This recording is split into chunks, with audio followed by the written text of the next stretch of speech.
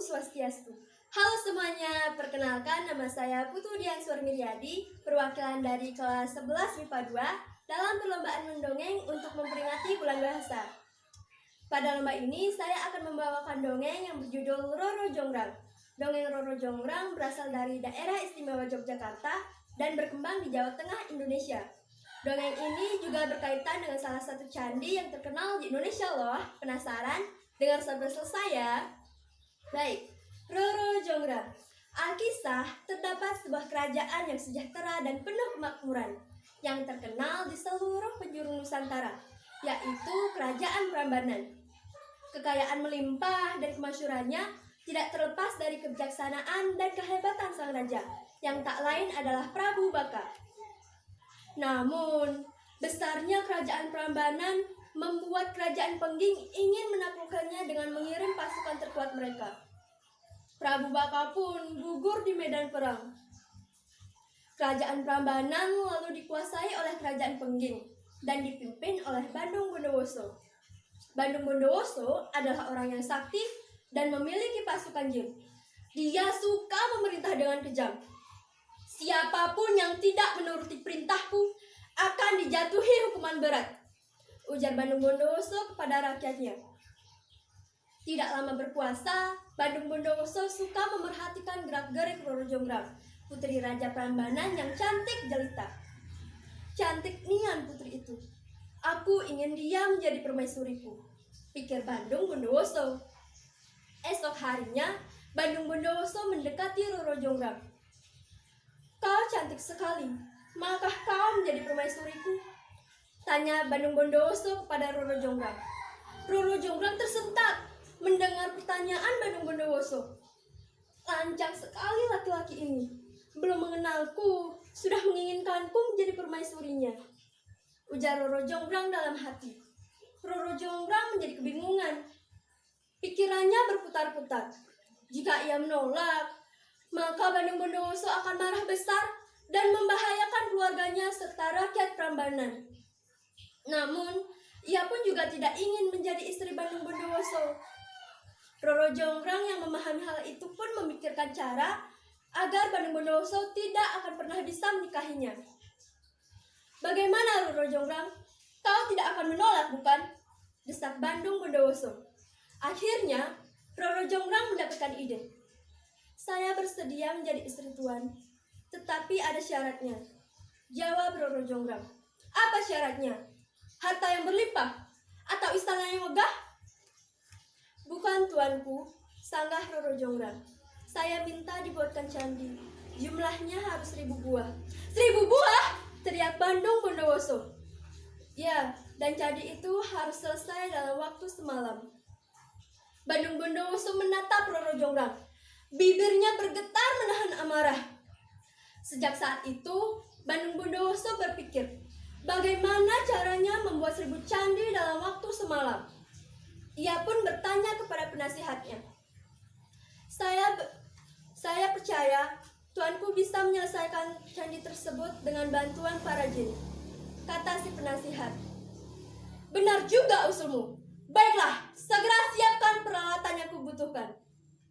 Setelah perlengkapan disiapkan, Bandung Bondowoso berdiri di depan altar batu. Lengannya dibentangkan lebar-lebar. Wahai pasukan jin, bantulah aku! Teriak Bandung Bondowoso dengan suara yang menggelegar. Tidak lama, langit menjadi gelap, angin menderu-deru. Sesaat kemudian, pasukan jin sudah mengerumuni Bandung Bondowoso. Apa yang harus kami lakukan, Tuan? Tanya pemimpin jin. Bantulah aku membuat 1000 candi, pinta Bandung Bondowoso. Para jin pun bergerak ke sana kemari melaksanakan tugas masing-masing.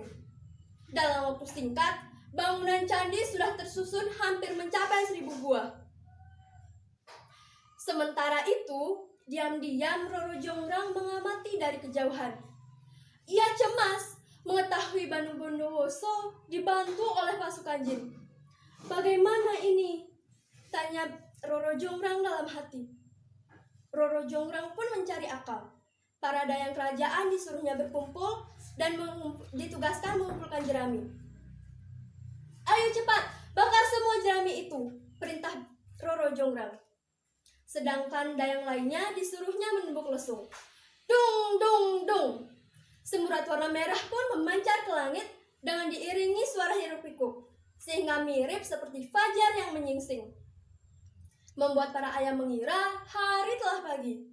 Rencana Roro Jonggrang pun berhasil, karena tidak lama kemudian ayam-ayam mulai berkokok. Kukuruyuk, kukuruyuk. Pasukan jin mengira hari telah pagi. Wah, matahari akan terbit, seru jin. Ayo, cepat, kita harus segera pergi sebelum tubuh kita dihanguskan matahari, seru jin yang lain. Pasukan jin pun berhamburan pergi meninggalkan tempat itu. Bandung Bondowoso sempat heran melihat kepanikan para jin. Paginya, Bandung Bondowoso mengajak Roro Jonggrang ke tempat candi. Candi yang kau minta sudah berdiri, ucap Bandung Bondowoso. Roro Jonggrang segera menghitung jumlah candi itu. Ternyata jumlah candi itu hanya mencapai 999 buah. Jumlahnya kurang satu, seru Roro Jonggrang. Berarti Tuan telah gagal memenuhi syarat yang saya ajukan. Bandung Bondowoso terkejut mengetahui kekurangan itu. Dia menjadi sangat murka. Tidak mungkin, kau curang, kata Bandung Bondowoso menatap tajam Roro Jonggrang.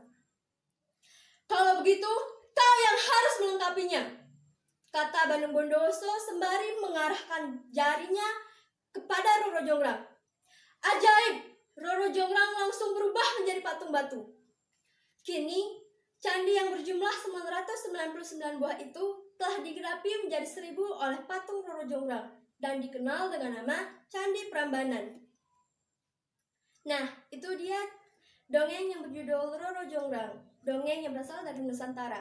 Indonesia sendiri memiliki banyak sekali dongeng yang mengandung amanat yang bisa kita petik. Nah, di dongeng Roro Jonggrang ini, amanat yang bisa kita petik yaitu tepatilah janjimu, jangan coba untuk mengingkarinya, karena janji dibuat untuk ditepati. Kalau tidak, kau akan mendapat balasannya. Baiklah, sekian dari saya. Jika ada salah kata, saya mohon maaf. Om Santi Santi Santi Om.